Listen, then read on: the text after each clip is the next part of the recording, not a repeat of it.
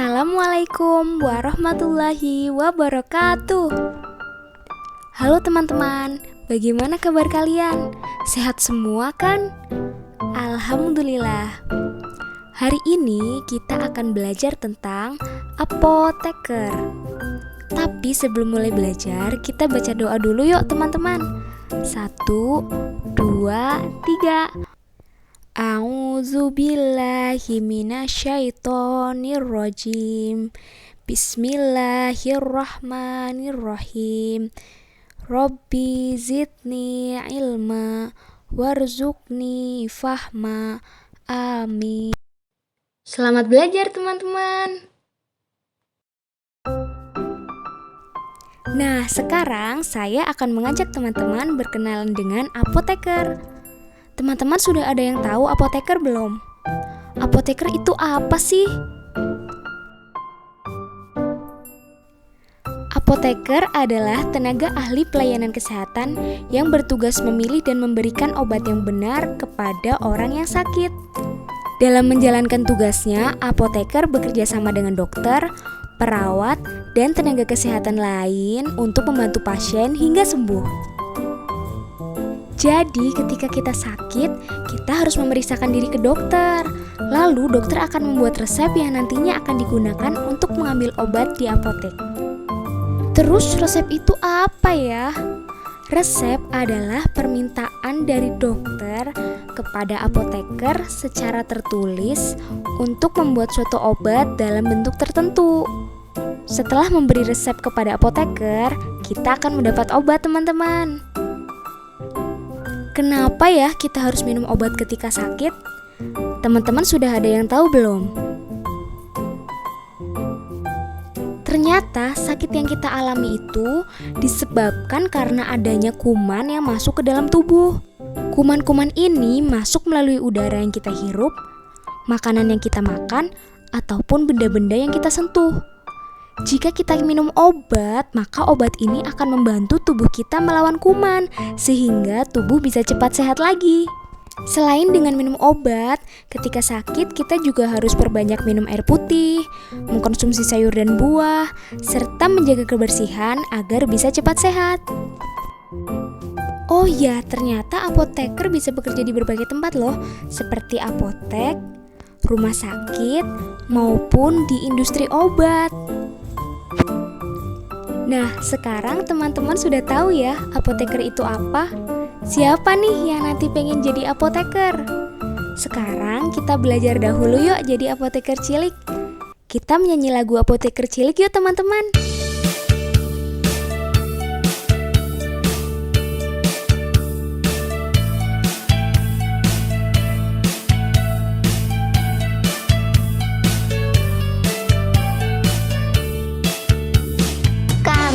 Apoteker cilik siap membantumu kawan, membagi pengetahuan tentang obat-obatan. Kami apoteker cilik, bergabunglah dengan kami agar kita sadari diri, cerdas menggunakan obat.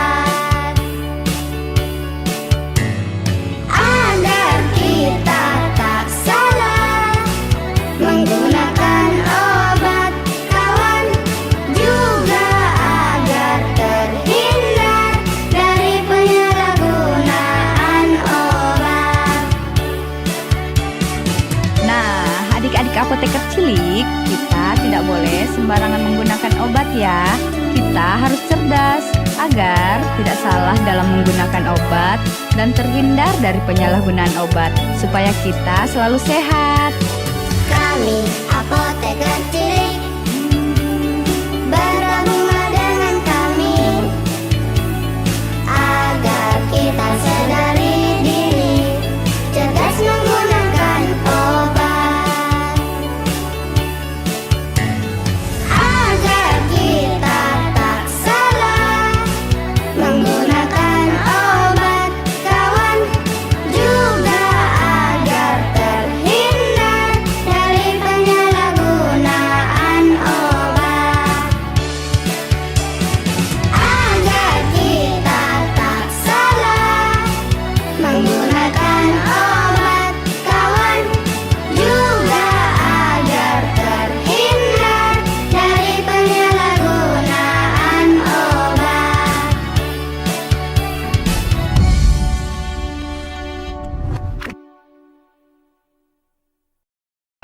Sekarang kita akan belajar mengenal bentuk-bentuk obat.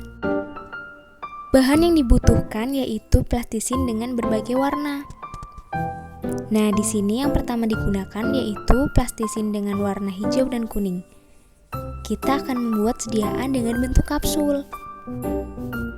Mula-mula ambil sedikit plastisin yang berwarna hijau, lalu bentuk bulatan menggunakan telapak tangan kita.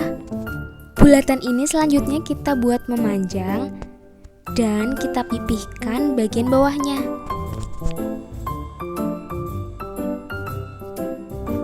Kita juga lakukan hal yang sama pada plastisin dengan warna kuning.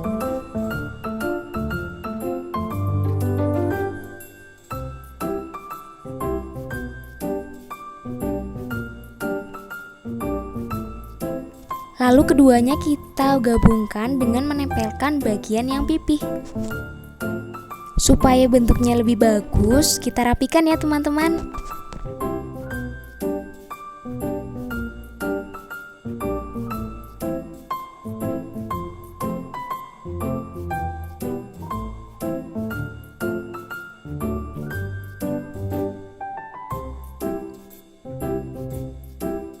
Nah, ini sudah jadi teman-teman. Jadi kapsul ini identik dengan dua warna yang berbeda. Ayo kita buat lagi sampai kapsulnya banyak.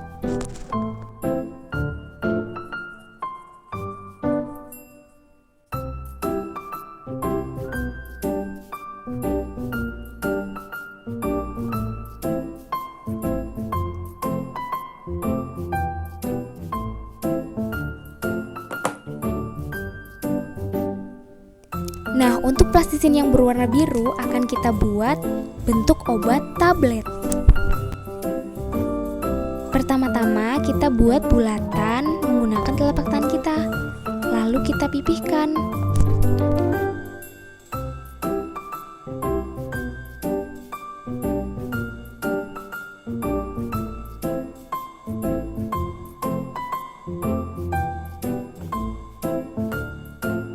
Setelah berbentuk seperti ini, kita ambil penggaris dan buat garis di tengah.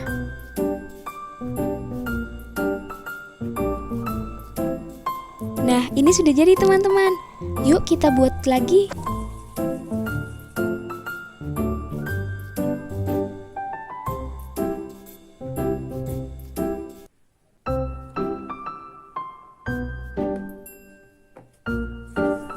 Selanjutnya kita akan membuat obat dengan bentuk kaplet. Kenapa disebut kaplet? Karena sediaan ini mirip dengan tablet dan juga kapsul.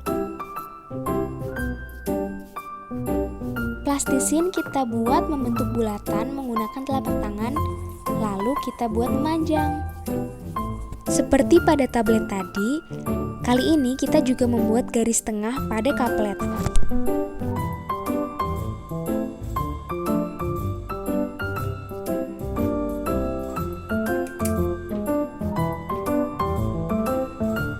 Ini sudah jadi teman-teman. Yuk kita buat yang lain.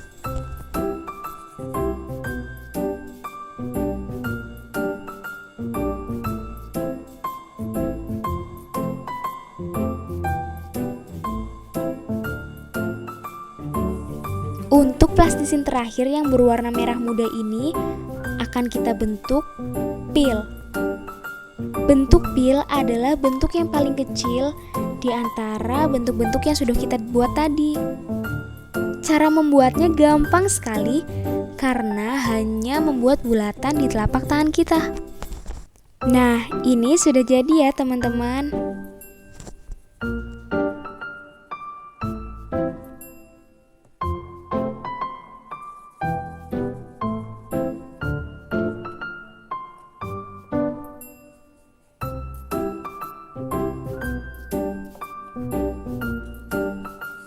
Nah, ini sudah jadi teman-teman.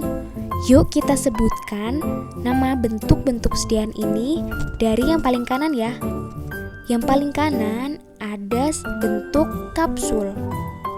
Kemudian yang berwarna merah muda ada bentuk pil. Yang berwarna biru ada bentuk tablet. Yang berwarna hijau adalah bentuk kaplet.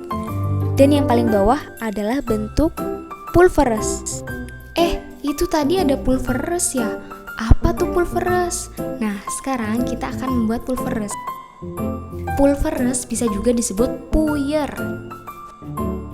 Alat dan bahan yang dibutuhkan yaitu mortir dan stemper, kain, kapur warna, kertas perkamen, dan juga sudip. Kita alasi mortir dan stemper yang akan digunakan untuk mengurangi guncangan.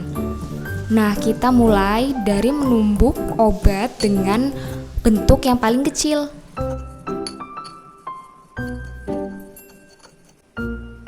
Jika obat pertama sudah halus, kita bisa tambahkan obat kedua dengan ukuran yang lebih besar. Agar tercampur rata, kita lakukan gerakan memutar. Kita gunakan sudip untuk mengumpulkan serbuk-serbuk yang sudah terbentuk ke bagian tengah agar lebih mudah dihaluskan.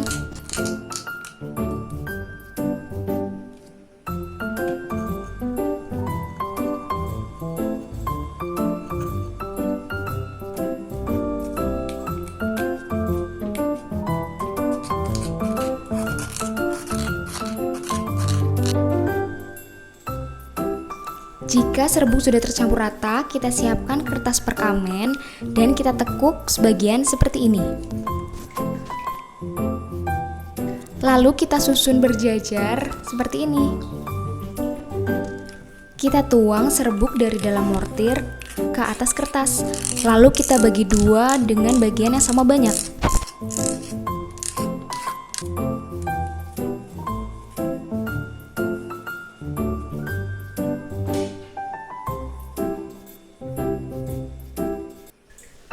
Lalu serbuk-serbuk ini kita letakkan di atas kertas perkamen yang sudah diurutkan sejajar sama banyak.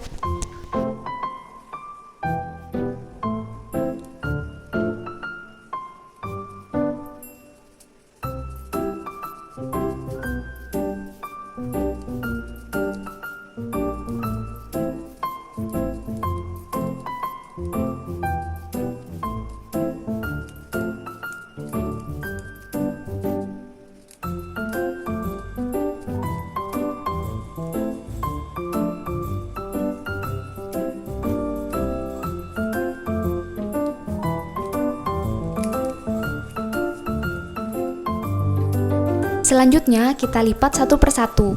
Perhatikan lipatannya ya teman-teman.